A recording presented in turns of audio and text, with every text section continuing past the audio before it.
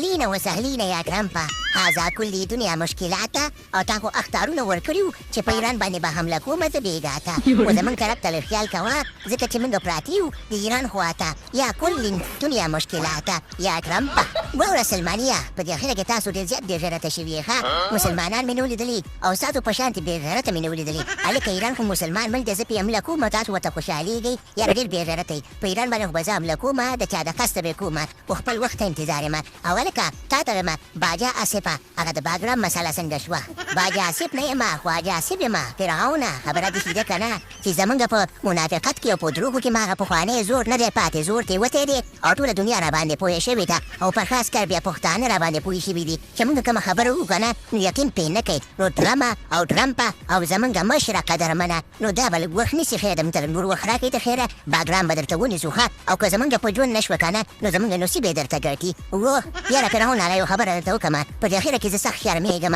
چې خلک راته وایي چې د ټرمپ په ګوته باندې د ټرمپ په اشارو باندې چلیږي که نه او هره خبره د ټرمپ په اشاره باندې کې یاره زه خو سخت شرمېږم کله کله راته وایي که نه لکه چا چې رانه پرتوګ ویستی زه خو وایم چې دا ستا د نوکري به پرېږدم پس دی مړه یاره بوجیزه ته خو کافر یې که نه نو تا ته ولې شرم او بېغیرتوب مخې ته ودرېږي د مسلمانانو نه څه زده کړه دا دوانې چې په څنګ کې را سره ولاړ دي یو خو د عرب چې دی دا پوخ چې ناست دی وګوره څومره بېغیرته دی مسلمان هم دی بیا هم بېغیرته دی ایمان پکې نشته نو ته خو بېایمانه یې زما غوندې نو ته ولې زما ګلابي پرېږدې د خلکو خبرو ته مه ګوره خپل ژوند مخکې ویسه که څنګه سلمانیه اهلین وسهلین انا بېغیرته دي یم و چې ژوندی دي یم د چا خبرې دي چې په سر باندې ویوړې که نه نو په دې دنیا کې به ناکامون او چې د چا خبرې دې وینه وړي نو هغه به د خیر سره کامیابون نو انا بېغیرته دي یم و چې ژوندی دي یم و اهلین وسهلین یا ابو جهله یاره دې خبرو ته خو زما بیخي سوچ نو چې په دنیا کې دا کیسې هم شته دی او که چېرته غیرتي شومه رښتیا چې دا په لښتي کې پروت یم چا به ویشتی یم څوک به مې بیا پوښتنه هم نه کوي نو دې نه بعد به د خیر سره زه د ټرمپ ولم خورم و د ده تابعدار به یم که څنګه خواجه آصفه دا کوپړۍ دې د چا په لاس کې راوړېدوې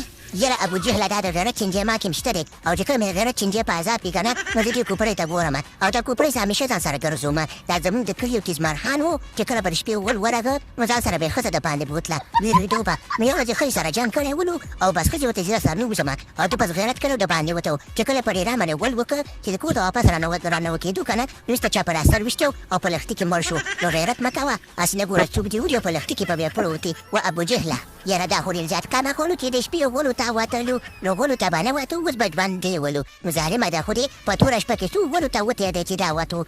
خو سهار کې به دې کړي وو که نه یاره ډېر کمر کړې ښه ده چې ته خو مړ شوی یې مړه یمینه بعدو که چېرته دې ویډیو 100,000 لایک ورسه که نه نو ستاسو دا په زړونو کې چې غوسه ده د ابوجهل ته او د خواجه آصف ته د سلماني ته دا غوسه به د بیزو وباسم او دوی ته به په کونه کې زه لرګي منډم که چېرته دې ویډیو 100,000 لایک ورسه نو لایک ورکړئ او ستاسو غوسه به زه په ډېرو سړو پروګرام ته ورده یم